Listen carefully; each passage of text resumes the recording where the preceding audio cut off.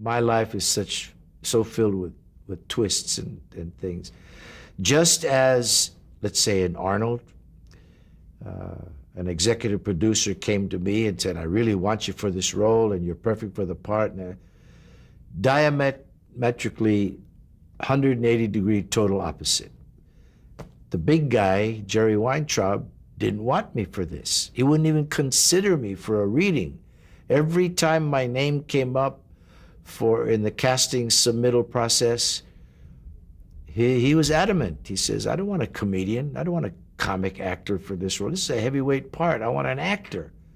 In all of America, there's got to be some kind of an actor. Go find him, you know.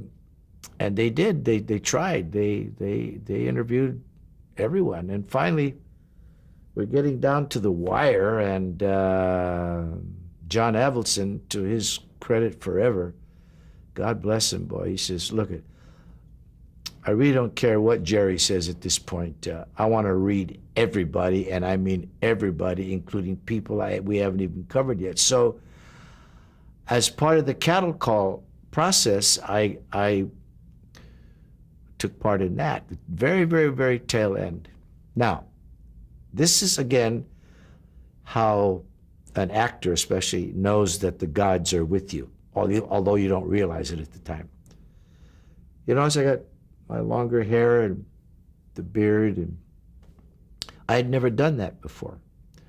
I was living in Hawaii. I was down in the dumps again. The career was on a slide, and I'm working in Hawaii, taking what work I can find, you know, nightclub comic work, writing copy for commercials, doing whatever. Fundraiser MC things for politicians and stuff, and barely making a living, but making a living. And for some reason, I said to myself, gee, I've never seen myself letting all this, just let everything kind of grow.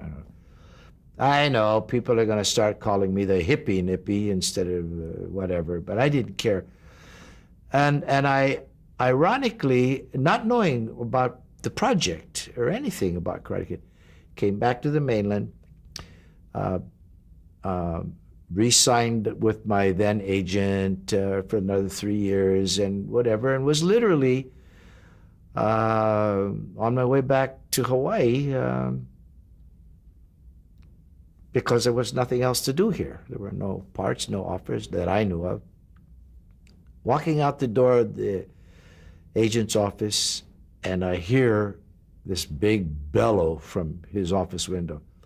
Pat Morita, where the heck is Pat Morita? I got to find him. And his secretary, Sarah, says, he just walked out the door, sir. Pops his head out and says, Pat, get your butt back in there. You got to read the script. I think it's perfect for you, right? So I do. I like the part.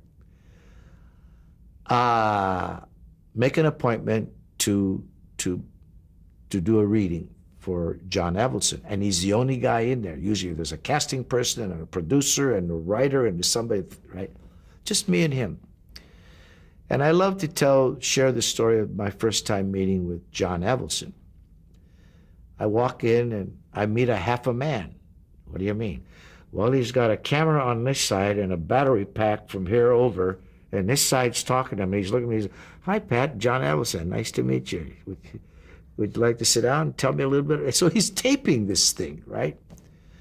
And we talk, tell me a little bit about yourself. I tell him about myself. Would you like to read? Yeah, pick a couple of pages to read.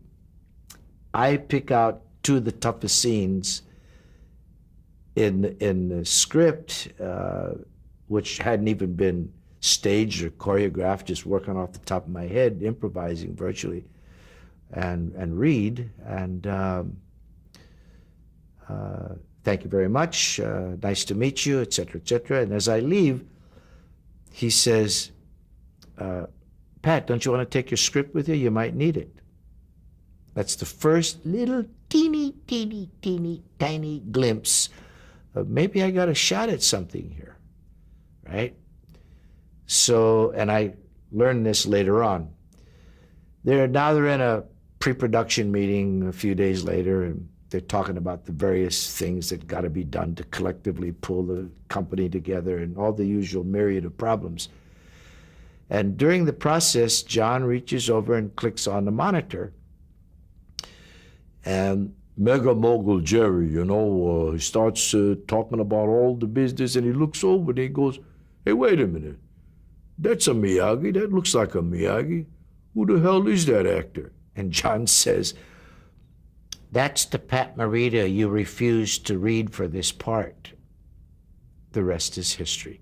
They bring me in 5 times. They want to see if I can do it again. Then they bring Ralphie in, fly him in from New York. They want to see if there's chemistry. We do it. They make us do it again. This time in costume, in front of the studio heads. The 5th time they bring me in, we on a cold blank outline stage, no sets, nothing, but in costume. But they shoot it this time. Of course, they've been shooting it, the process all along the way, but this time for real. And to Jerry's credit, he gets on the horn and says, "Pat, I almost made the worst mistake of my life. I just want to be the first to congratulate you. You got the part of Miyagi." So that's why Miyagi talk like this, because he ran out of energy.